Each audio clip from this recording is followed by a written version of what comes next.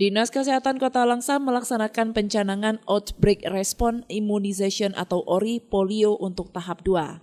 Pelaksanaan ORI polio ini bertujuan untuk melindungi seluruh anak di Kota Langsa dari ancaman lumpuh layu. Pemberian tetes polio putaran kedua ini diberikan setelah memenuhi interval minimal 28 hari sejak pemberian dosis pertama dilakukan. Pemberian tetes manis polio ini harus dilakukan minimal 2 kali agar dapat terbentuk kekebalan dari serangan virus polio yang berbahaya.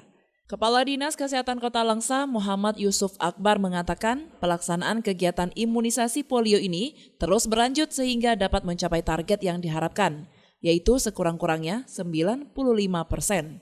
Ya, untuk target sasaran kita masih sama seperti awal, cuma pencapaiannya minimal untuk subvin polio kedua itu 95%. Target-target kita semua teman-teman posyandu kita, semua seluruh desa juga door to door agar mencapai maksimal seperti mana target awal kita.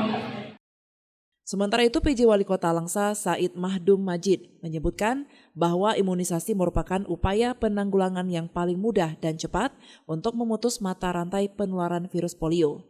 Jadi diharapkan agar masyarakat Kota Langsa dapat membawa anaknya untuk melaksanakan vaksinasi ORI polio di fasilitas kesehatan terdekat. Dengan Bapak Kapolres baru saja selesai melaksanakan ORI polio, vaksinasi polio tahap kedua di Kota Langsa.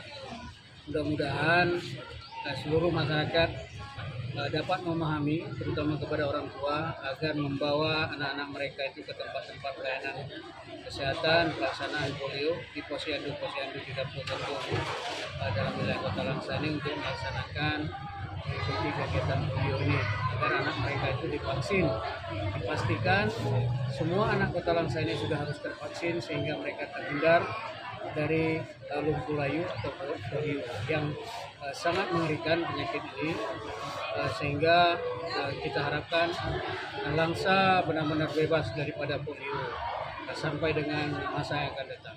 Dari Langsa, Selin Novita melaporkan untuk Puja TV Aceh.